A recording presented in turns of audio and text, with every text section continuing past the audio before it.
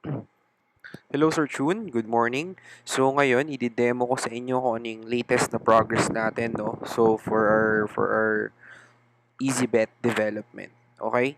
So ngayon, magla-login ako for an user. Alright, for user muna. Okay? So wait lang, no? I'll be trying to log in with my given username and password. Then, once na maka-login ka, makikita mo yung balance mo, yung winnings mo, overall yung commission mo, and yung withdrawal mo. Okay? Makikita mo rin yung winning combination within a given day. Kung ano yung nanalo, at if ever naman, kung ikaw ay natalo. So, dito naman, makikita natin yung number of referrals natin. So, for example, dito sa referral na to, validated na rin siya, okay? So, going back, kung napapansin nyo, meron tayong 2,350 na balance, okay? When I go to my referral, for example, dito, sa inyo, Sir Chun, okay? Magde-deposit ako ng 1,000 pesos or magde-deposit ako ng 4,000 pesos. 2-3 lang pera ko, no? That can't be possible because yun, una sa lahat, validated na po ito. So, everything na gagalaw po tayo dito, naka-auto na po siya agad. Lahat na to validated na. So, sa sample, magta-transfer ako sa inyo search yun ng 2,000. Okay? So, pag nag-transfer ako ng 2,000 sa inyo, Sir Chun, the next time that I hit this, 350 na lang. Bakit? Kasi nag-transfer ako sa inyo ng 2,000 pesos. And it will also be reflected, or nag-transfer ka ng 2,000 pesos. So, it will be reflected na mag-automatically deduct na agad siya within your account. Alright? So, ngayon naman, after this one, ito yung referral natin sa mga downlines mo lang to, sir, ha? Pero what if naman gusto mo mag-transfer ng transaction towards dun sa mga hindi mo downline? Okay, so that is just easy. So, go here, transfer. So, yan, makikita mo lahat dito. Pwede ka rin naman mag-transfer. Right? It's also the same process. So, yeah, going back, dito sa deposit wallet, meron tayong Stripe, meron tayong PayPal, meron tayong bank, tsaka local remittance, okay? So, let's try first. So, a while ago, ang current balance natin is, again, titingnan natin dito, 350 pesos. Alright? So, I'll try to deposit a wallet, okay, deposit sa wallet ko, na ang current amount is 1,000. Gusto ko 1,000 pesos. Let me say 424242. Then, submit the payment. So, nag-deposit ako ng 1,000 pesos, ano? So, pag nag-deposit ka ng 1,000 pesos, yan. Okay? So, I already deposited 1,000 pesos. Let me go back to my account. And as you can see, nadagdagan na siya agad. Auto-connected na siya. So, yun. Validated na rin to.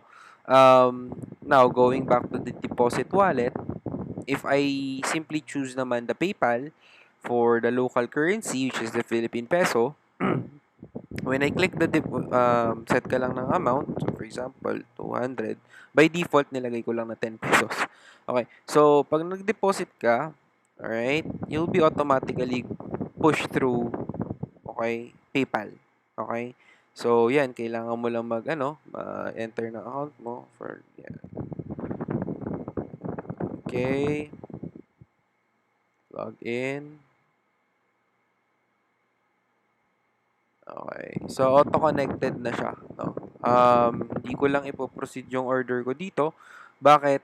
Kasi naka-auto-kaltas na to sa akin. So, hindi ko na ipo-proceed yung order ko, Sir Chun, ha?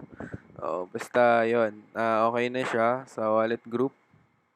Ngayon naman dito sa bank, you can choose Union Bank. Amount to deposit, sabihin natin na 1,000 pesos.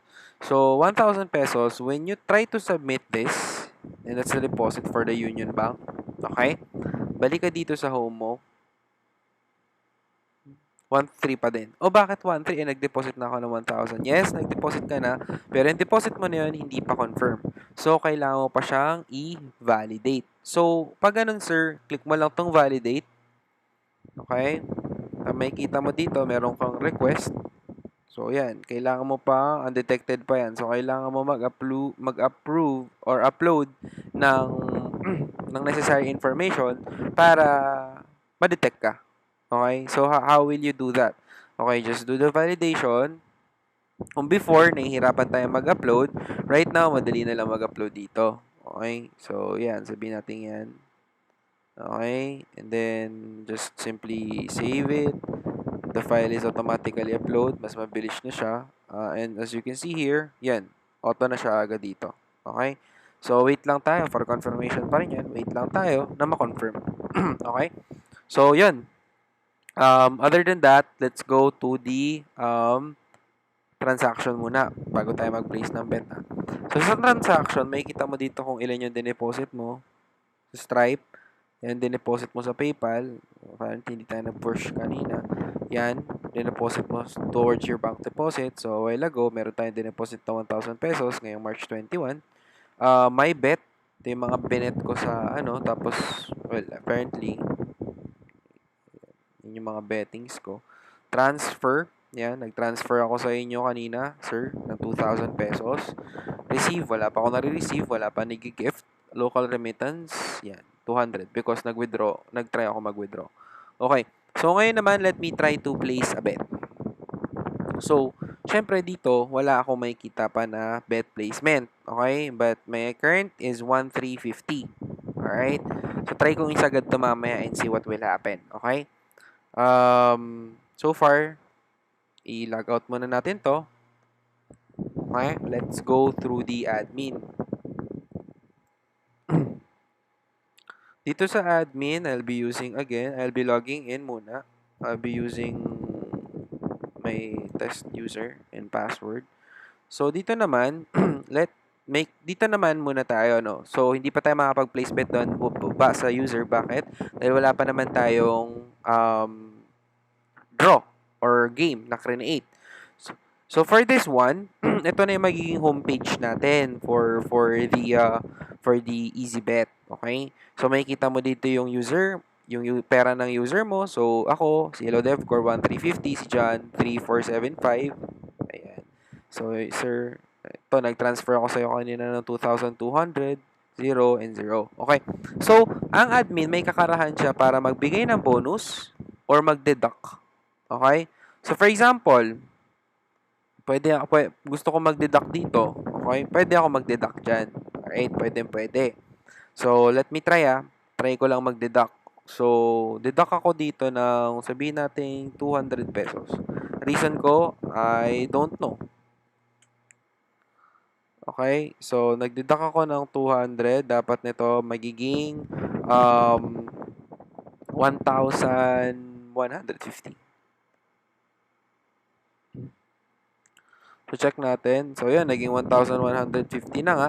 Tapos, okay. Ang kagandahan dito, let me try to go to my email address. Check natin kung bakit na-deductan yan. So, yan. Hello, we are giving you a bonus, dito yan. Bonus alert to. Deduction alert to. Ito, yon. So, hello, DevCore. We're deducting an amount of 200 for the I don't know. Ayun yung reason. I don't know. Okay? So, ngayon, going back. Bonus naman, pwede naman din tayo magbigay ng bonus. Sabihin natin, binigay nyo ako ng bonus na 500 for the reason na I still don't know. Okay? So, let me try to send this one. So, mapapansin nyo, guys, halos lahat, automatically, yan. So, yan. Nag-add na agad siya. So, yan. Mapapansin nyo naman, yan, nag-up agad yung bonus alert. So, hi, 500, I still don't know. So, yun. Okay naman. Okay naman. Okay. So, yun. Yun yung bonus and deduction natin. So, active user, may kita mo naman. Active admin, may kita mo rin. Then yung payment sent. Okay? So, apparently, a while ago, I requested 1,000 pesos. When it is validated, okay naman, confirmed. Ulitin natin, babalik tayo dito, 1,650. Pag kinonfirm ko tong 1,000 na to at validate ko to, okay, ang mangyayari is magiging 2,650 to. Alright? So, i-validate ko siya, o confirm ko na, Once I already confirmed this, updated na siya. Okay, 2,650 na siya. Yes. So, yun. Ito naman yung analytics na hinahanap mo, Sir Jun. Oo, hindi ko na lang siya nilagay dun sa homepage kasi dapat naka-emphasize kasi sa homepage. Well, actually, this is on my own, ano lang naman, idea. So, yan, makikita mo dito yung registered user, kung ilan na, unverified user, kung sino yung verified, ilan yung total deposit for the Stripe, yung total deposit ng manual, pending. Ang formula dito sa total deposit ng manual, okay, ito yung mga na-approve. Okay? So, na-approve plus 347812 na galing sa Stripe. Yan. Yan yung, ano niya, yan yung result niya. 350. Okay? Yan, ilan yun lang. So, ito, Stripe plus manual deposit equals total deposit. So, sa pending deposit naman, ito yung mga deposit na hindi ko pa na-approve. Alright, so pending deposit sa Stripe, wala naman dahil lahat naman nagsasucceed sa total cash out ko, 200 pa lang because ako pa lang naman yung nagwe-withdraw. Yung total betting is 4,350 because I am just the only one doing the bet. Ngayon, now, other than that, we have the mail blast na rin. So, for example, let me try the mail blast, no? Okay, pwedeng pa isa-isa. So, pag nag-mail blast ka ng pa isa-isa, ano siya, ito yung marireceive mo. So, check lang natin. Yan. So, easy bet. Ang mga update alert yan. But what if? What if gusto kong lahat yan senda ng mail blast ko? So, may mail blast na rin ako. Send bulk. Automatically, lahat yan magsasuccess. Ito, success na yan.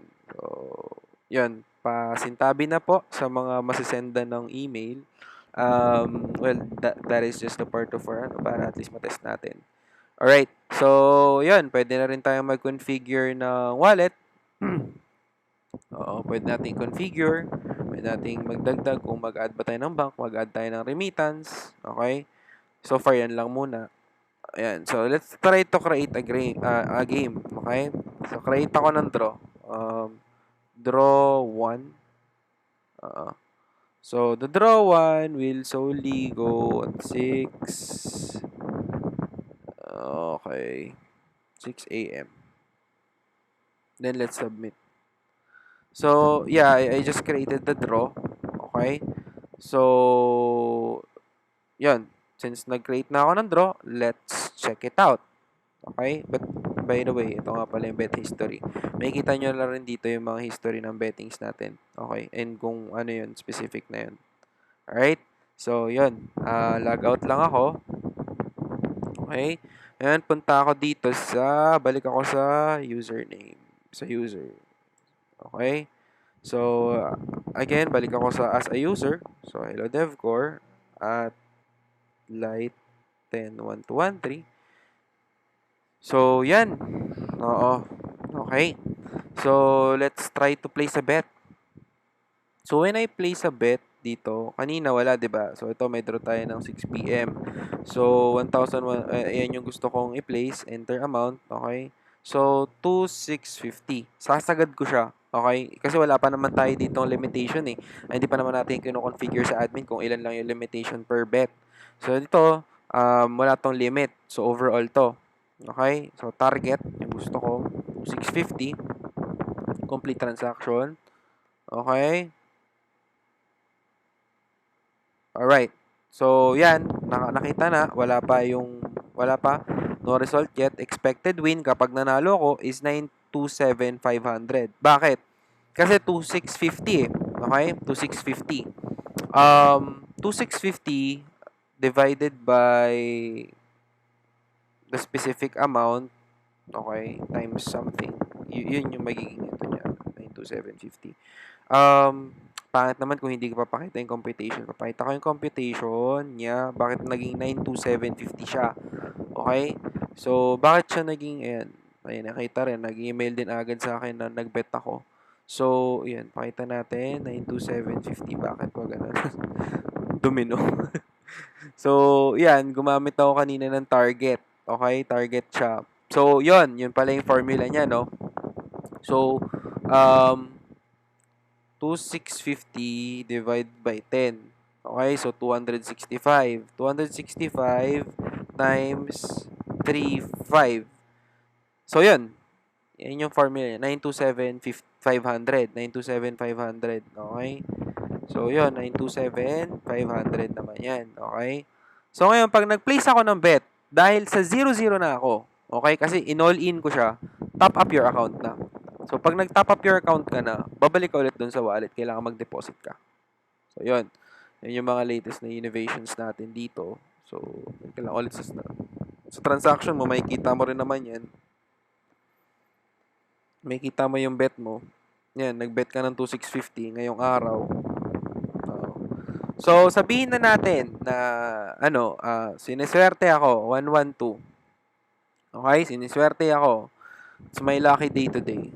Yan yung lalabas today. Ayan, sige, ilalog out ko lang. Babalik ako sa admin. Okay, balik ako sa admin. Shucks. Okay.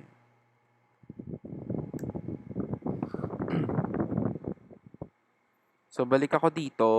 Configure natin yung wallet natin. I mean, not the wallet, but the game. Let's create a game. Okay, dito, meron ditong add a winning combo. So, mamimili lang ako. So, yung draw ng pang 6. Okay, 112. Let's try to submit. Okay, so pag submit mo, meron ka ng winning combo. Ito yung draw earnings mo, pero wala pa naman so far. So, yeah, just nag-add na ako. Log out ko lang. Babalik lang ulit ako sa login.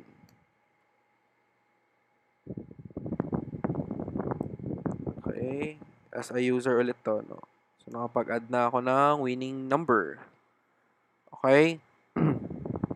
So, yon, check natin if nag-proceed siya sa transaction. So, yon, lose ako. Bakit? Kasi ang winning is 212.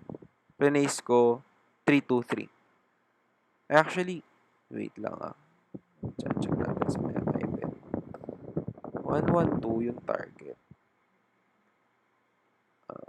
So, wala pa. Hindi pa siya nagpi-place. Okay, gets. Hindi pa siya nagpi-place kasi nga pala, place ko pala siya ng 6. So, dun pa siya magre-reflect dito. So, eksaktong 6 p.m. na yan. So, yeah. Yun lang naman, guys. Yun. Hopefully, you go through the update. Okay naman. By the way, papakita ko lang din pala yung sa inyo. Yung agent. So, may agent pa tayo eh.